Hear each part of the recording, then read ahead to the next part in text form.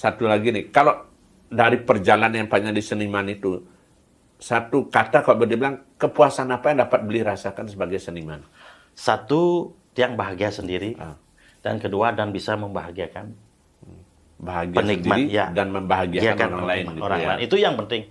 Karena apa yang dia rasakan saat melawak, kalaupun dia tidak bahagia dan tertawa dengan diri dia, berarti dia belum bisa membuat para pencinta atau penonton itu bahagia. Mumpung ingat beli, ada nak orang cara lagu saya mengatakan kadang-kadang pelawak itu kadang-kadang anak miris kena nasibnya. Dia bisa nggak enak kedek, tapi padahal saat dia ngelucu tuh dalam hatinya sebetulnya dia menangis karena banyak masalah. Tanya ngalamin itu beli. Itu hal wajar. Manusia. Dia harus ngelucu, tapi sebetulnya saat itu perasaannya sedang bertentangan. Ya, gitu. mungkin hal yang sangat apa namanya, yang masih yang tidak lupakan.